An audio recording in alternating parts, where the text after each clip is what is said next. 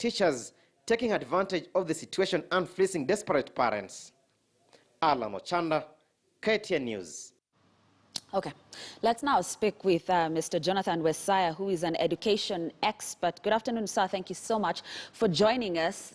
Let's talk matters, the playing ground. Is it fair? Because in that report by Alan Ochanda, that mama says, you know, they actually don't even have food. The baby says that hawana ata TV. So, I mean, if they don't have those basic needs, food especially, do we have a fair playing ground for our children, sir? Thank you for having me. We don't have a fair playing ground in Kenya in the education sector, and it has been that way since independence. We have teachers who are not ready to facilitate learning during this pandemic, and that is why if you look at what is happening in many schools, they have formed WhatsApp groups, the Google Drive, where teachers, instead of teaching, they are giving examinations one after the other. There is an incident in Nairobi here where a national school has given one learner work that when the parent printed it out, it was 750 pages. So teachers do not know what to do during this pandemic, and that is why they have resorted to the default mode to give tests.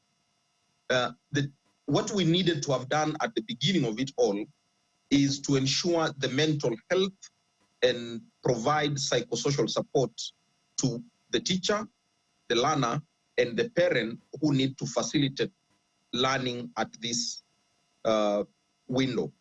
Number two, we needed to come out with approaches of safeguarding the loss of learning. And I think in one of the clips you played, my friend Amos Kaburu indicated that learners grasp concepts quickly, but they also lose them. Assessments world over have shown that during school closure, learners can lose up to 20% of what they knew.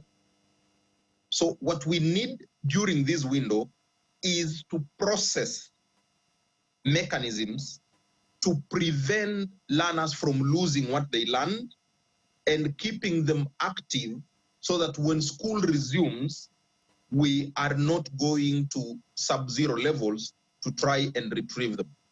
But as matters stand, the rural children, even the children in Nairobi, are not learning because we have not socialized them that TV can be used for learning. Mechanisms, what mechanisms?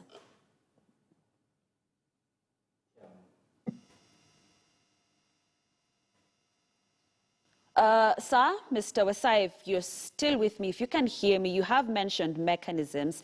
So the question is, what proposals are these, or what mechanisms would you propose? One is the teachers need to be facilitated to develop material that is low on technology. Instead of teachers sending out examinations, they should be able to tell you, Jonathan, your child needs to learn personal hygiene. So they send you the objective of what the child needs to learn during this window. Then you let the child participate in activities that are related to what they need to be learning at home. When that happens, you are able to give feedback that is essential to the teacher. But as it is now, the parent does not know what the child is supposed to learn, but they are supposed to supervise the learning. Number two, we cannot say that YouTube, the Edu Channel TV by KICD, are going to be the only options for children to learn. We know that access to electricity is still a problem. We know that access to mobile phones is still an issue. Access to internet is an issue. So the Ministry of Education needs to be thinking outside the box and help teachers develop support groups on what can work under what circumstances.